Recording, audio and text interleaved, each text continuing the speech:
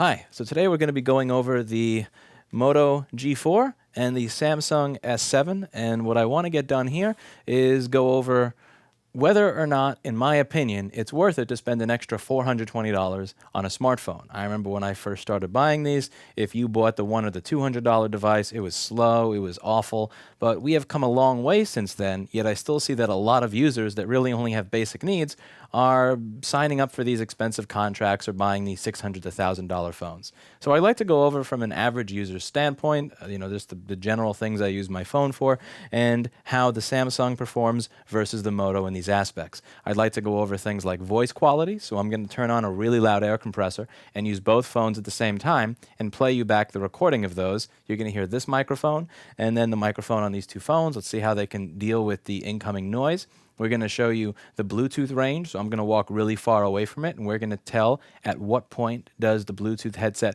cut out. One of the things that bothered me with cheap phones before is I couldn't walk across my apartment without my Bluetooth going out.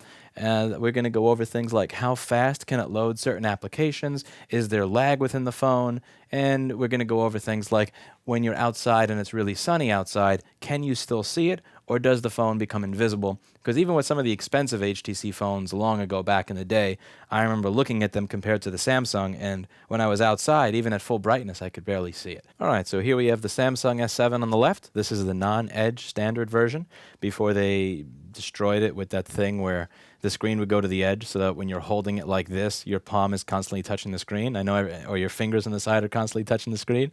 I know everybody with an edge just loves that. So this is the original Samsung S7 before it was butchered, and this is the Moto G4. And it's still in its plastic wrapping here from when I bought it. I believe about $179 on Amazon. So we're just going to turn this thing on and take it out of the plastic wrapping here. All right, so what I'm going to do now is test the call quality via the microphone. So will people be able to hear you in a normal environment, and how will you sound in a noisy environment? So what I'm going to do with each of these two phones is I'm going to call the store at the same time using both of them right by my face, just like this. And I'm going to record them to separate tracks. I'm going to pick up the call on a separate line in the store so that each phone gets its own audio track, and then I'm going to put on my air compressor over here after talking for a short while so you can hear what each one of these phones sounds like when there's not a lot of outside noise and when there's an obnoxious amount of outside noise. And I'm going to start right now. So we're going to call on each of these phones, and I'm also going to mute the store phone so that you don't hear any interference from the store phone. You're only going to hear the microphone on each of these individual phones. Hi, so now I'm going to be doing my test. Hi, so now I'm going to be doing my test. Hi, so now I'm going to be doing my test. Hi, so now I'm going to be doing my test where I talk into each one of these individual phones, and this is in a very low noise environment. And now you can just turn on the air compressor so that we can get an idea of what this sounds like when there's a lot of noise. So right now I'm right next to a very loud and very obnoxious air compressor. So right now I'm right next to a very loud and very obnoxious air compressor. So right now I'm right next to a very loud and very obnoxious air compressor. So right now I'm right next to a very loud and very obnoxious air compressor. And you can decide whether or not these, how either of these two phones sound when you can hear a really loud air compressor in the background. And now Paul is using the nozzle of the air compressor and making a lot of really obnoxious noise. Each of the phones is equally distant and equally far away from the air compressor. So that is that. And now Paul is using the nozzle of the air compressor and making a lot of really obnoxious noise. Each of the phones is equally distant and equally far away from the air compressor. So that is that. And now Paul is using the nozzle of the air compressor and making a lot of really obnoxious noise. Each of the phones is equally distant and equally far away from the air compressor. So that is that.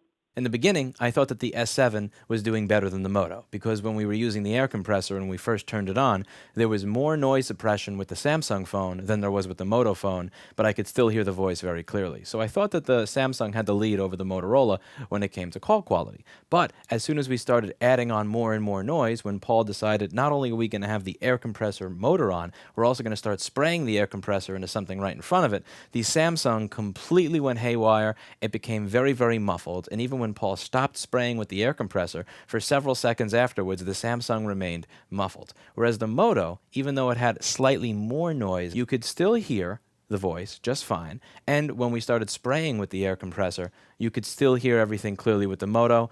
The Moto's noise suppression and noise cancellation didn't go haywire, and it stayed consistent throughout the noise. So in this section, in my opinion, this is subjective, you decide for yourself, I think that the Moto 1, if you have some really ridiculously loud ambulance go by outside, or if somebody starts using a construction drill while you're on the phone, with the Samsung, somebody may be likely to not hear you for a few seconds after that's done while the noise suppression is going crazy, whereas in the Moto, they'll still be able to hear you. Now we're going to start something called the Bluetooth range segment. So this is the Samsung S7, and it's sitting on my desk at work. And for those of you who don't know the size of the store, I'm just going to switch over to the Motorola camera where I'm recording this right now so that you can see that. So this over here is the Samsung S7, and it's on my work desk, and I'm on a phone call right now using a Bluetooth headset. And I'll switch over to the Bluetooth audio now. Now, what I want to do with this test is see what the range is, the Bluetooth range is, of the Samsung versus the Motorola, and see if there's any discernible difference. Because with really older devices that I had that were cheap, the Bluetooth range would be considerably worse with the same device. So just to see if there's any difference, because this is something that used to bother me. I'd walk from one end of my apartment to the other, and if I didn't have my phone on me or I forgot to pick it up, the Bluetooth range would cut out. So this is the phone, and we're just going to start walking very slowly and listen for the point at which the Bluetooth begins to fade. So we're just going to count. So 1, 2, 3, 4, 5, 6, 7, 8, 9, 10, 11, 12, 13, 14, 15, 16, 17, 18, 19, 20, 21, 22, 23, 24, 25, 26, 27, 28, 29, 30, 31, 32, 33, 34, 35, 36, 37, 38, 39, 40, 41, 42, 43, 44, 45, 46, 47, 48, 49, 50, 51, 52, 53, 54, 55, 56, 57, 58, 59, 60, 61, 62, 63, 64, 65, 67, 68, 69, 70, 73, 79, 80, 81, 82, 83.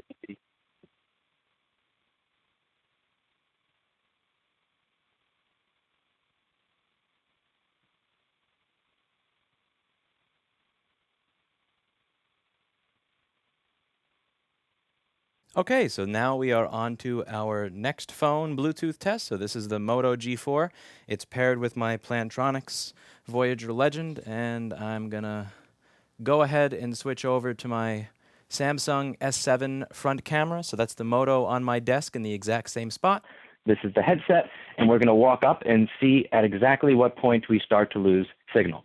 So 1, 2, 3, 4, 5, 6, 7, 8, 9, 10, 11, 12, 13, 14, 15, 16, 17, 18, 19, 20, 21, 22, 23, 24, 25, 26, 27, 28, 29, 30, 31, 32, 33, 34, 35, 36, 37, 38, 39, 40, 41, 42, 43, 44, 45, 46, 47, 48, 49, 50, 51, 52, 53, 54, 55, 56, 57, 58, 59, 60, 61, 62, 63, 64, 65, 66, 67, 68, 69, 70, 71, 72, 73.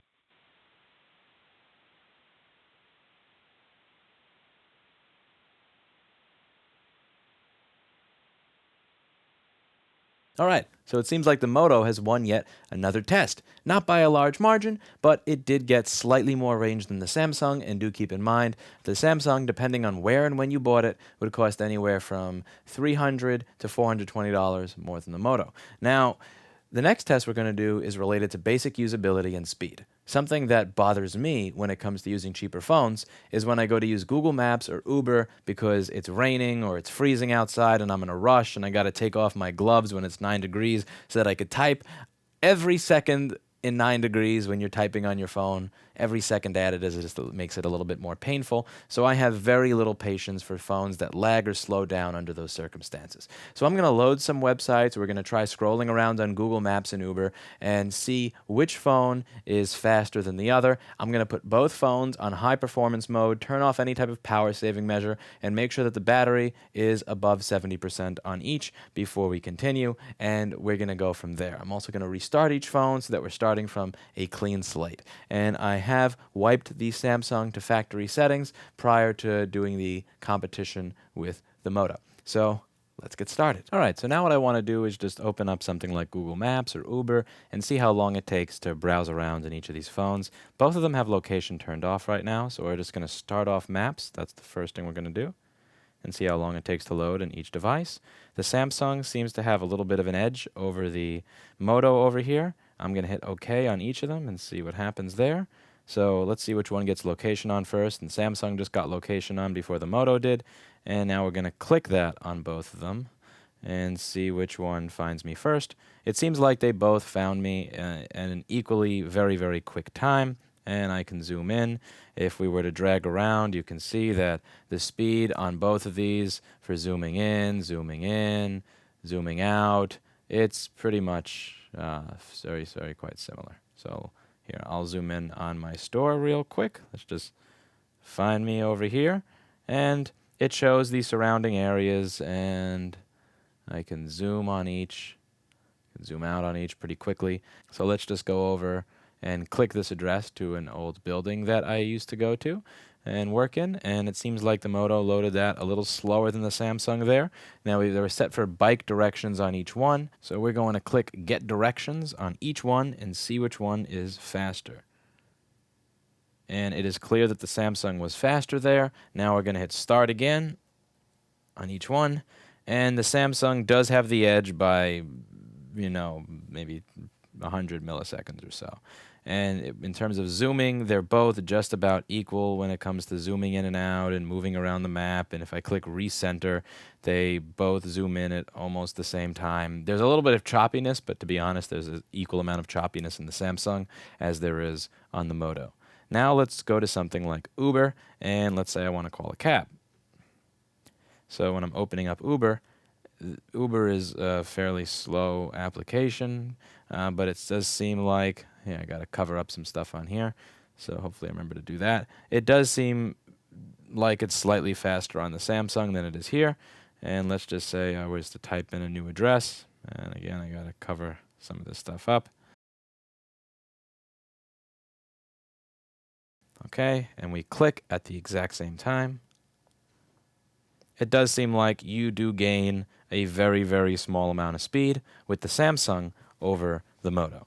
Now, let's see if I were to do something like open a browser or go to the home screen. Now, this is where you notice that the Samsung has a faster processor, but it has TouchWiz. So even though this has a much faster processor, which it should because it costs a bunch more money, the fact that it has TouchWiz slows it down. Okay, so now what I'm going to do is I'm going to try opening up the browser in each phone.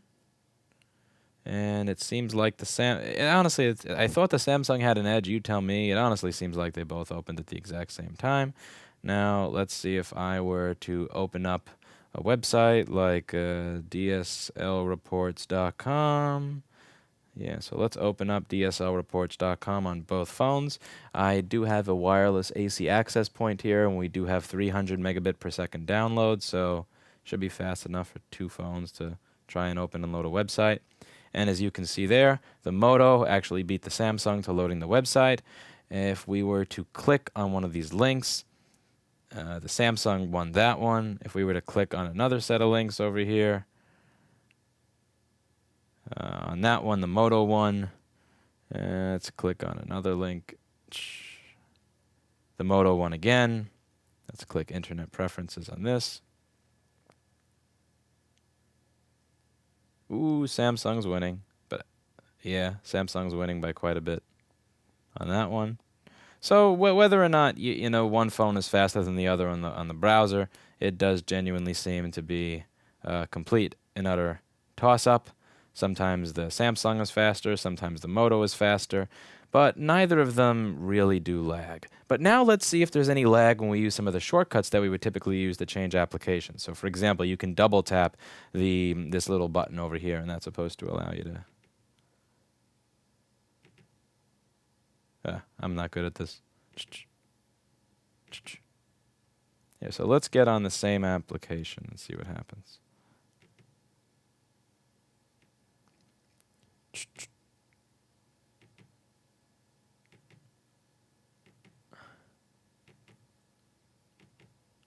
All right, about the same speed. So the speed on these phones it's not really a big difference. The Samsung clearly has a winning processor, but is occasionally slowed down by TouchWiz. The Moto has a much cheaper processor, but it comes with stock Android. It would be really nice if Samsung were to use something closer to stock Android because it would give you a much more fluid experience. So for example, if I hit home on each one, you can see that going back to the home screen, the Moto is always winning by default. Granted, there may be something you can probably do to tweak the Samsung, but out of the box, you get a faster experience on this one, just for in terms of, starting applications. And I shouldn't say starting applications, but moving around inside of the Android interface. So if you're moving around inside of the Android interface, the Moto is faster. When you start opening applications, the Samsung's faster processor comes into play, but it is not nearly, in my opinion, fast enough to be worth costing 2 to 3 times as much. These are very, very small differences that are going to be almost unnoticeable over normal use. So that is that for that part. All right, so today I'm going to be doing the speed test section of the review, where I do open speed test, upload, download bandwidth on the S7, and then upload, download, and open speed test on the Moto G. The reason that we're doing it in this beautiful, lovely environment here in my basement, where the lighting is so bad that the camera can't even do the face detection autofocus thing, is I want to see how these perform under some type of stress. You're almost always going to get good signal in a nice area within, where you have a perfect line of sight to the tower, but how is it going to work in a nasty old basement? That's going to be a better determiner, in my opinion, of the quality of the radio and the antenna within the phone. And one way that I often use my phone is I want to watch or listen to something while I'm on the train, and I very often forget to download what it is I want to listen to until I'm going down the steps to the train, and there's only 1 minute before the train arrives. So if I don't download what I want to download before the train arrives, I have sentenced myself to 20 or 30 minutes of boredom, which is why this is interesting to me. So I want to see which will perform better in a basement environment. And here we go. So this is the S7, and it's on open speed test. Now I'm going to start the test, and also, just out of respect for Steve Jobs, I'm going to hold the phone properly. As you can see, I'm holding the phone in a manner that's not going to decrease antenna performance at all. I'm pretty sure this is what he meant when the iPhone 4 came out. So this is the way all of you should be holding your phones. Don't hold it improperly now.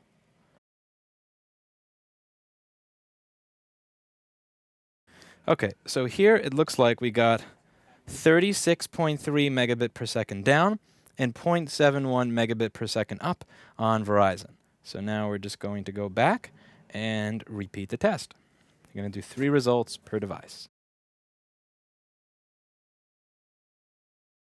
I'm holding the phone properly.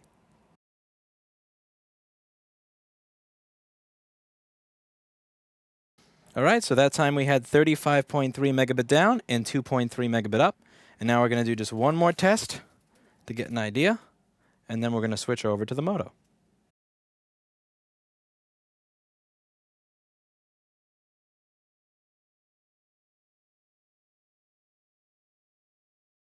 Okay, there we have 38 megabit down and 3.6 megabit up. So now we're going to switch over to the other phone, and after switching over to the other phone, we're going to see what results we get. Okay, we've got that SIM card loaded into the Moto G. So now we're going to go start testing speed on the Moto G. And we're going to give this the same courtesy that we gave the Samsung. We're not going to hold the phone in properly. See? Not covering anything. This is exactly how Steve Jobs said you're supposed to hold the iPhone 4. 20.2 megabit per second down. Let's see what we get for upload. 1.7 megabit up. All right, so let's give it, that was a bit slower than the Samsung. We're going to try it again, though. You never know. Maybe the Moto is going to beat it. Start test. Hold the phone properly.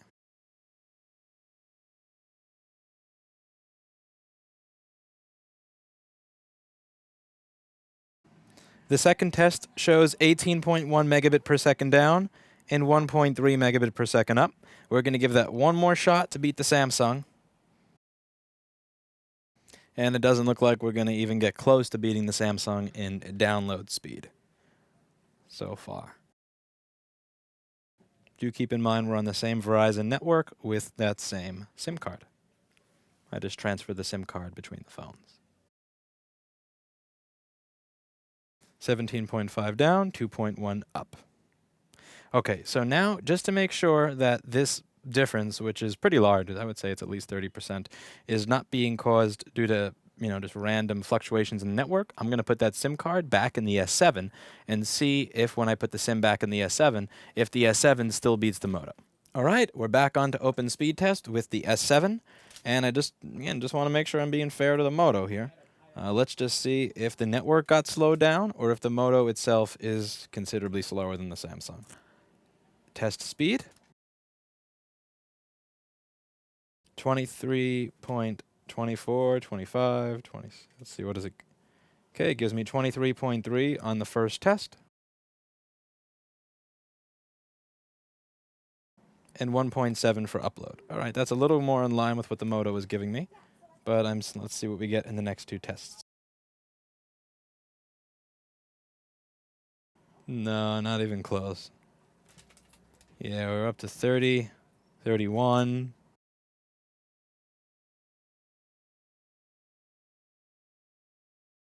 You might be noticing a pattern at this point that upload on Verizon sucks. So 31.1 megabit down, 0.95 megabit per second up. All right, we'll give it one last test. Because it's actually starting to get cold down here.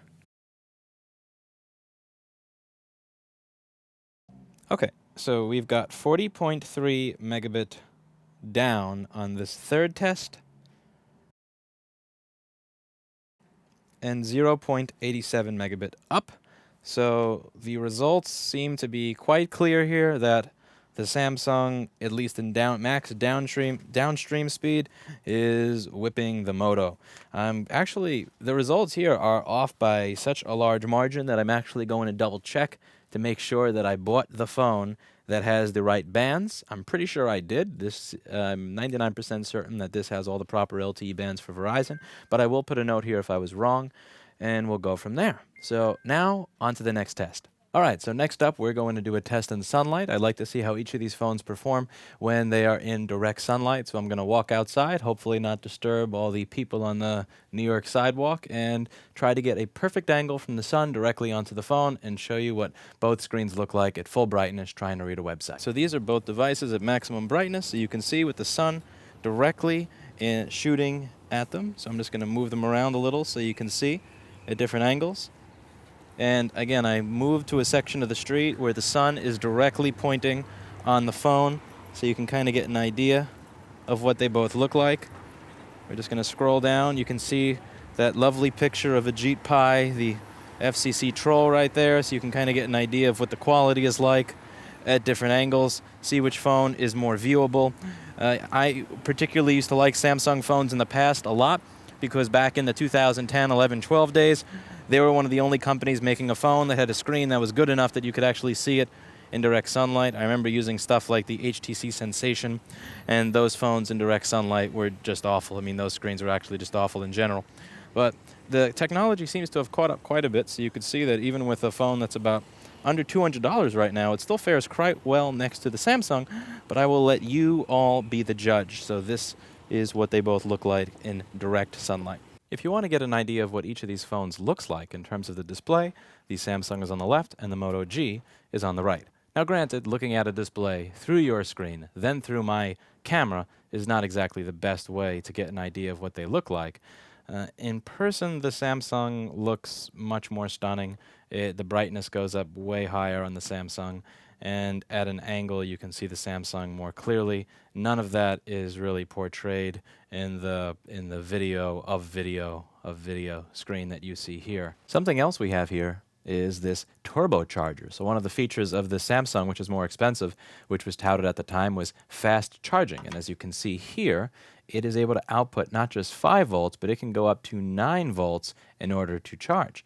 This Moto, which costs a lot less, has standard output at 5 volts, 1.6 amps, turbo output 9 volts at 1.6 amps, and turbo output 12 volts at 1.2 amps. So it'll be interesting to see how the speed of the charging is between these two devices, particularly since this claims it can output up to 12 volts.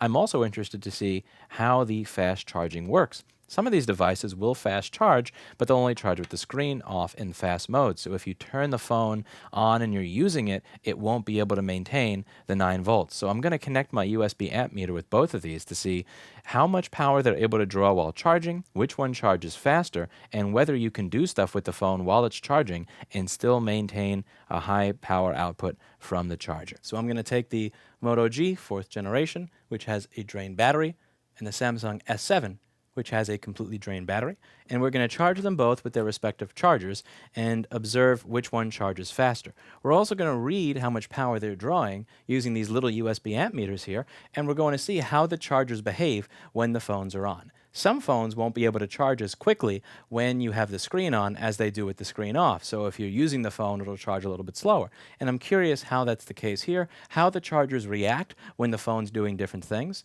how long it takes to charge. So this is my Samsung charger. We're going to plug a USB amp meter into it, which will allow us to see how much current it draws, and then also what voltage it's charging at. And we're going to plug this in, and then we're going to do the same for the Moto. So we're going to unpack this Moto charger here. It's taped together, and I have very little patience for tape, so we're going to, stab it open. Toss this out there.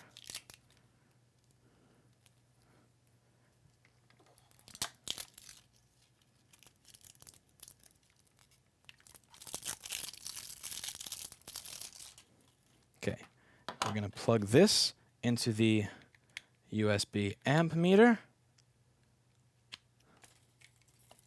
So now we'll be able to read exactly what voltage and what amperage these are both charging at.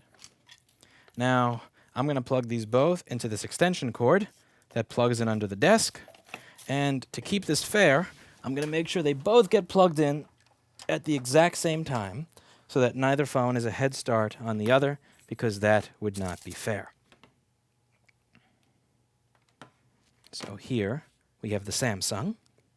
Here we have, here we have the Moto with the Moto charger. Here we have the Samsung with the Samsung charger. They're both plugged in with their USB amp meters here. And we're going to plug in the extension cord under the desk so that they can both get started charging at the same time. And here we go. So it is 8:21 right now.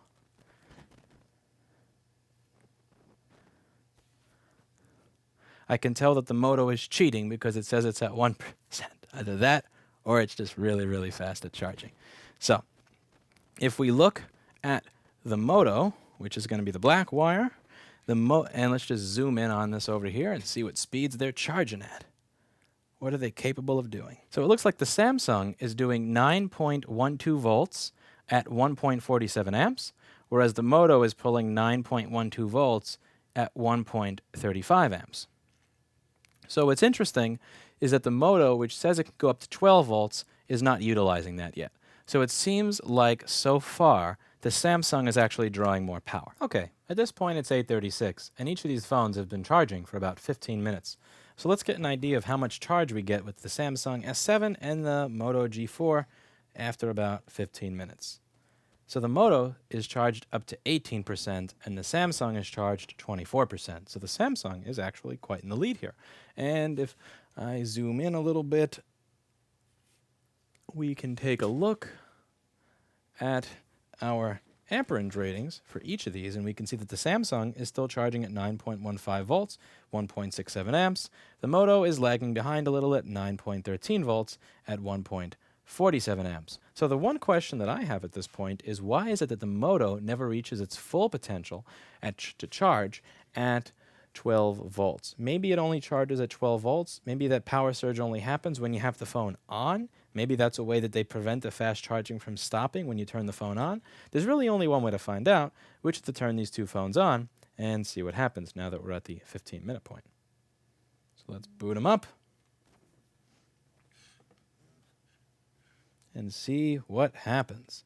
So the Samsung is actually still at 9.15, and the Moto dipped to 5 volts for a moment, but then went right back up to 9 volts. So let's see what we have here. So they're both saying hello to me. So polite. Such polite phone. Wow. Dogecoin.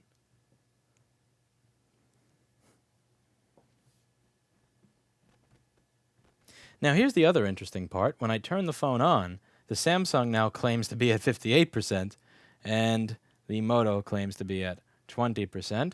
So we're just going to zoom in on those battery percentages and cut out any stuff that you're not supposed to be looking at that will probably show up on my phone screen. So check this out.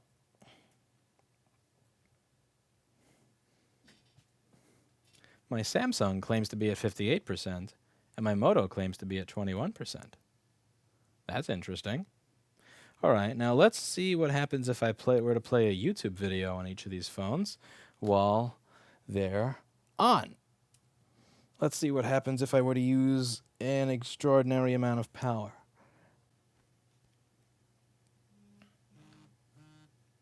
And let's just cover my messages there because I don't want you to see messages. Okay, so we're going to move these out of the way, and we're going to observe the voltages drawn when the phones are playing something. So the Samsung tops out at 5 volts, and the Moto is 9 volts. But what's interesting here is that even though the Moto is up to 9 volts while charging, it's only charging 9 volts at 0.5 amps. This one's charging 5 volts at 0.9 to 1 amp. So realistically speaking, these are drawing almost the same amount of power. Maybe the Moto is drawing a teeny tiny bit more. So on charging, it does seem like the Samsung kind of spanked the Moto. Again, I am not sure why this phone was never able to make its way up to 12 volts. I just took it out of the box. I'm using the OEM charger that it came with. I haven't messed with it at all, so we will look into that. One thing that you can do with the Samsung that you cannot do with the Moto is wireless charging, which I think is pretty cool and really comes in handy, especially if you're sick and tired of having to plug things in all the time, or if you're constantly picking your phone up and you want to bring it somewhere, but you don't want to have to unplug something every time you do that. You can just put it on this wireless charger over here, and it will start wirelessly charging. And as you can see, even with the screen on, it's drawing 9 volts at 0.8 amps over here, and when the screen goes off, it should be able to go up a little bit. So this is the interesting thing. Even when, let's see, I'm going to get a YouTube video playing on this phone and see how the wireless charging works with the YouTube video. See if it lowers it at all while the phone is on with the screen up there. So if we look over here, you'll see that we get 8.9 volts at 0.46 amps over here when it's wirelessly charging. And the wireless charging is pretty cool. I think this is a really neat, nifty feature. I wish every device had it. I was so happy to finally get wireless charging from my phone, only to realize that I can't find a single set of Bluetooth headphones that supports it. It's kind of useless when you have to plug, I go through all this effort to get wireless charging in the phone, and then I still got to find some place to plug in my headphones, which actually die quicker than the phone does. But this is pretty cool, because you can't do this with the Moto. See, if I unplug the Moto and I put the Moto over here, it has no idea what that is. Doesn't detect it at all, but what are you going to expect from this? But at this point, I would give the edge to the Samsung here. By far, in terms of charging speed, that was incredibly impressive. Now, one more thing I want to do is I want to see the battery percentage it reports while off, because if you noticed before, it jumped really quickly from the 30s to the 50s, and I just want to make sure it's not reading it differently while the phone is off. But as you can see here, it is reading a nice 58% while fast charging, which is quite cool. All right, next up for discussion is the feel and the build quality of both of these devices. I don't want to just go over how it feels and what the material it's made out of is, but I actually want to go over the temperature that it will be at when it's in your hand. Because one of the things that I find very uncomfortable is when I'm using a smartphone, I'm doing something that's a little CPU intensive with it, and my hand starts to sweat. That it can become pretty aggravating, and I've never seen it discussed in a review. And now that I have this nice thermal camera over here, I can actually get an idea of what the temperature is behind each of these devices.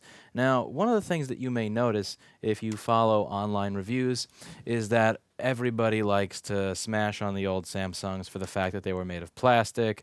But one of the things that you get when you get a plastic back is you get something that rejects fingerprints. So everybody would say that the S5, which was older, was cheap looking, plasticky looking, but they say it doesn't look as nice as the brushed aluminum, the Sony sleek style.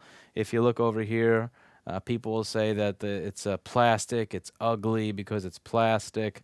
Let's see if we can find anybody here complaining about the fact that it's made of plastic. Huh. They actually were kind of nice to the little phone over here.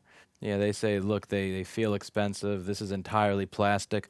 But one thing I want to bring up about these devices is that a plastic back has one great advantage over this unibody thing. So I made it a point to wash my hands before this part of the review.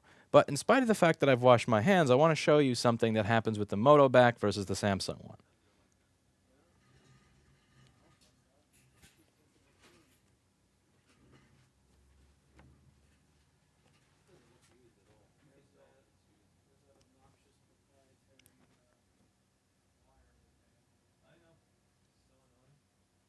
And let's zoom in a little more just to get an idea what that looks like.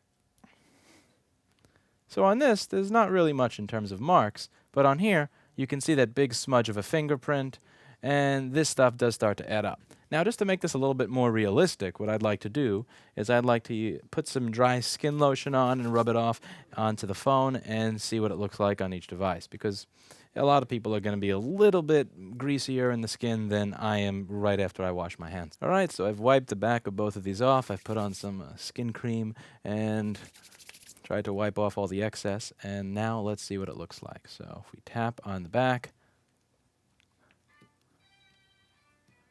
and yeah, so this is what you get with these premium feeling materials. Now granted, this phone feels a little bit more like a piece of jewelry than this cheap old thing, but at the same time, this feels far more utilitarian. I don't want a phone where I feel icky with it, like I want to wipe it off or I need to clean it with Windex and a paper towel or something on a regular basis. I want something that I can just pick up and not care if my hands have not immediately been washed and know that I can just use it.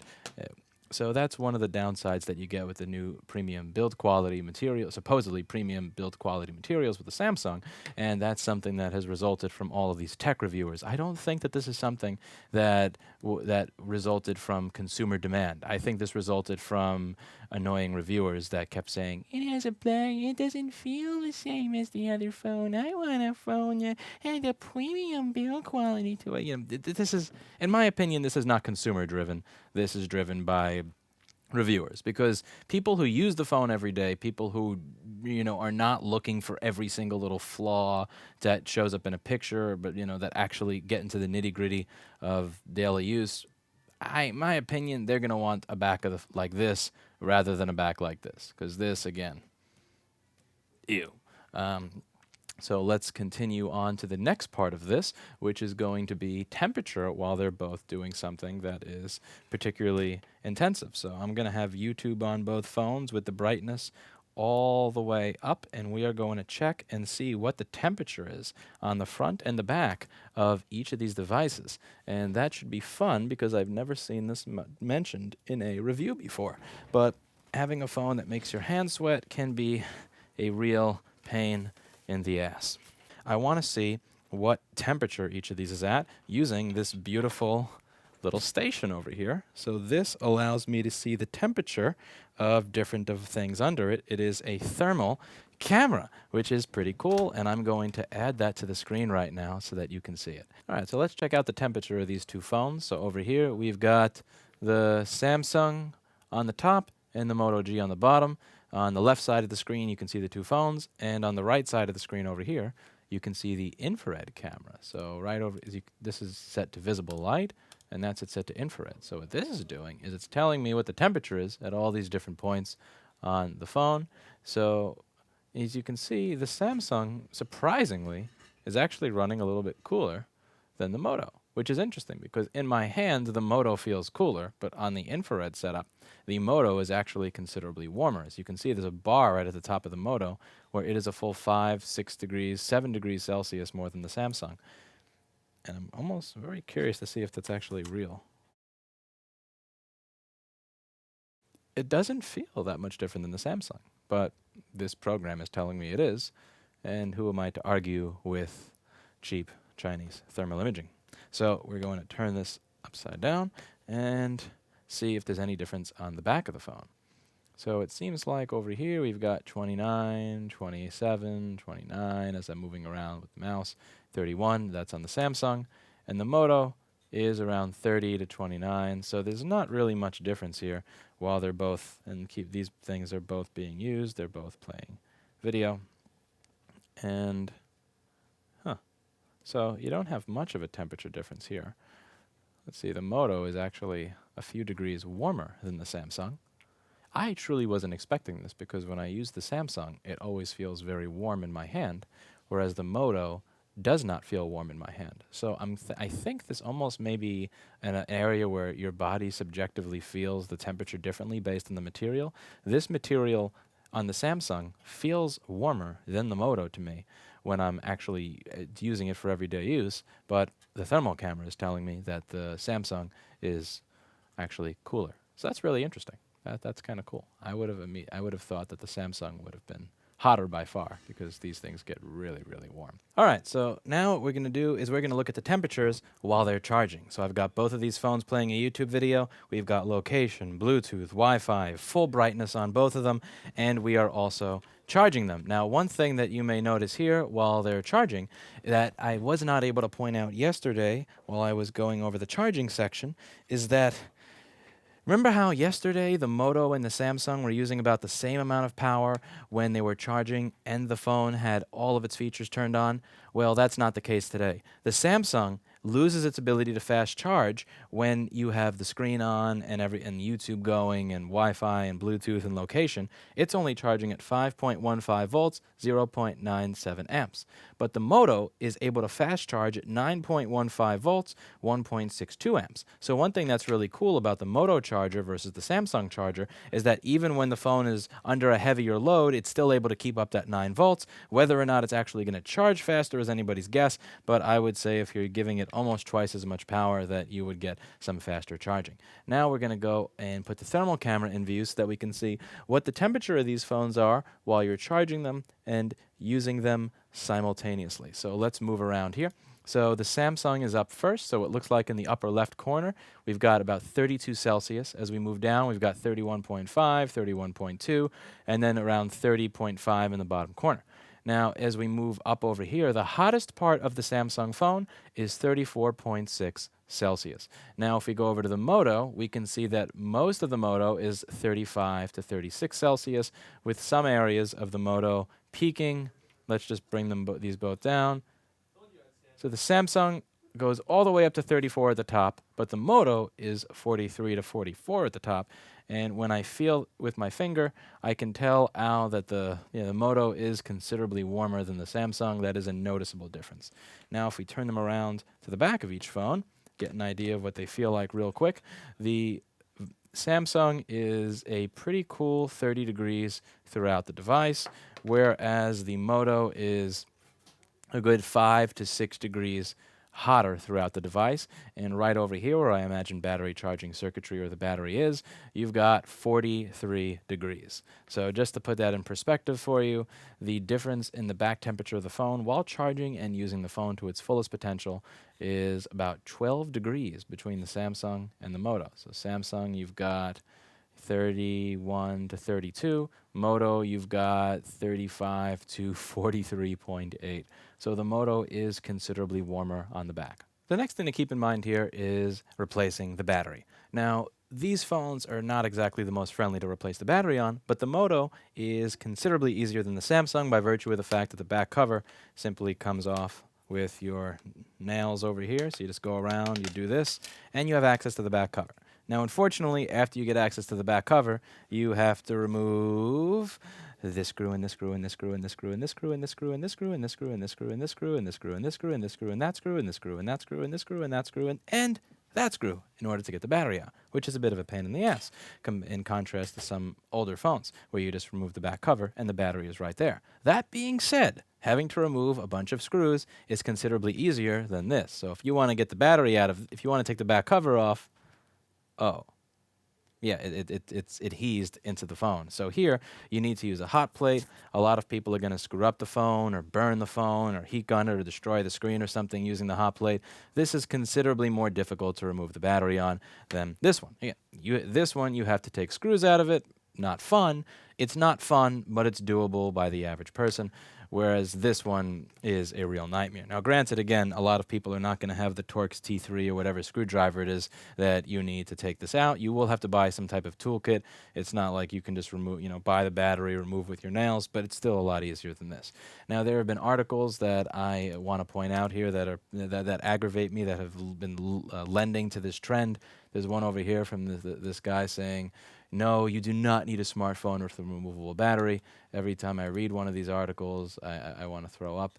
This is, yeah. So one of the things said here that's particularly interesting to me is, moreover, if your smartphone battery tends to lose its capacity and battery life over time, users might prefer to switch smartphones than change the battery. Yeah, that's a lot easier when you're getting $30,000 to $100,000 a year in affiliate links. You don't really care if you got to buy a new smartphone every year or two. But regular people, when they spend $200 to $600 on something, they don't want to have to replace it every 1 or 2 years. Even if they do have the money for it, that seems like a complete and utter waste. The article does bring up the fact that smartphone batteries have gotten better, that the battery life lasts longer, that there's fast charging, and all that stuff is fine and dandy, but none of that really makes... none of that really addresses the issue that a lot of people don't want a phone where the battery dies after 1.5 years or 2 years and the phone is then rendered useless. That sucks. Now, one thing to note is that the newer Moto G5 supposedly has a much easier to remove battery. You just pop off the back and the battery's right there, not like this where you have to remove screws. It's much more friendly. The newer Motos are friendlier than this one. However, this is still a lot friendlier than this phone, where... if you want to see what your options are for replacing the battery here, I'll show you. So some of the first results that show up on Google for Samsung S7 battery replacement out of warranty. On Samsung's own community forums, you can see that another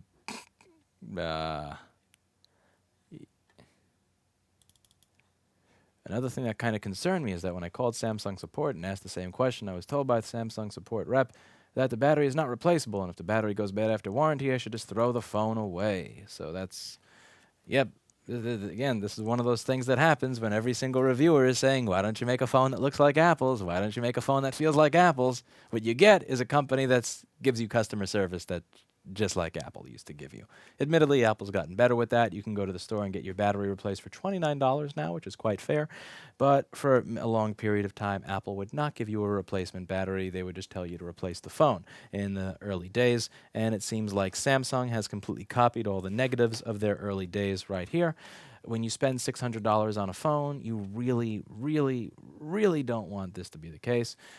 This all sucks. One thing that you're going to find a lot of people say is that, well, this is part of the phone being liquid resistant, right? You want the phone to be liquid resistant, right? Well, let's just take a look at the liquid resistance rating of the Samsung S5, which had a totally removable back cover with a removable battery. You will find that on their own website is that the device is IP67, meaning that you can indeed have a device with a very easily removable battery that you just pop off the back cover with your fingernails, and not only can you replace the battery when it dies without using any tools, it's also IP67 liquid resistant, so you could use it while submerged underwater. Not that you're going to do that, but if it rains heavily or you drop it in a puddle or in the toilet, God forbid, the phone is not completely useless. So I'm really tired of seeing this disinformation being spread that the reason that the battery must be sealed into the phone is that that's the only way to get liquid resistance. That was very clearly proven wrong with the Samsung S5, and I would like to see these phones revert back to something like that. I genuinely don't believe that these decisions are being driven by consumers. I think they're being driven by tech reviewers that are just looking for things to complain about. And then the problem is that most consumers they don't read the whole review. They just look at the star rating of it and say whether or not they're going to buy a phone. So a very small group of elite tech reviewers are essentially deciding the future is for us. And in my opinion, that's terrible. I've never in my life met somebody that said, I'd much rather buy a phone that doesn't have a removable battery. I'd much rather buy something that's disposable. I'd much rather buy something that gets a bunch of nasty fingerprints on it rather than something like this that has a nice antimicrobial textured grip so that it's difficult for it to fall out of your hand. Because by the way, this is very difficult to lose your grip on this. It's very easy to lose your grip on this one. And that's another thing. Who came up with this decision that the back of the phone should be made of glass? It's bad enough that 50% of your phone will crack if you do this to it. That was not intentional. But it's now you have two sides that will crack if your phone drops, which again is just, I don't understand this at all.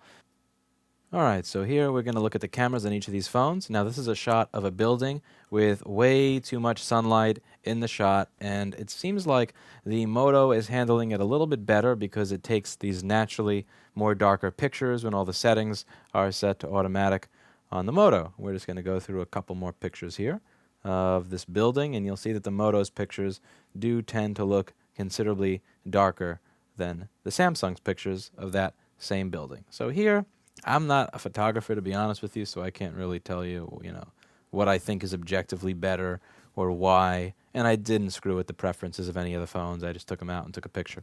What you could see here is that when you're in an area where you don't have that exaggerated sunlight, the Samsung takes considerably higher quality pictures. It gets the lighting more.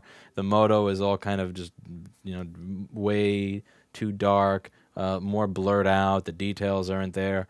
So unless you're taking a picture in extreme sunlight, the Samsung seems to just smack the Moto. If you are taking proper pictures, I think that the Moto's lead in the beginning was just, sheer random circumstance and not because it has a genuinely better camera. And we're just going to keep switching back and forth over here. Let's take a picture of another part of the street. So this is a picture of a, different angle over here. And again, the Samsung here seems to be a little bit more in the blue spectrum than the yellow spectrum, but that does seem to be more accurate. The Moto seems to be leaning really towards having much less blue light than was actually present in the picture. And let's move on to a different section here. Yeah, this is a really crappy shot by me. This is not really the fault of the camera so much. So this is actually a terrible picture on either phone, and why I should not be my own cameraman for these. I still think the Samsung is the winner over there by far. So here, you're going to be able to see the video quality of each of the phones. I tried to keep them as close to each other as I could so that I could do a right back and forth comparison as to how each of them performs when just moving them around a small bit of scenery. So you can decide from these which one you like better. And after this, we'll move on to the conclusion.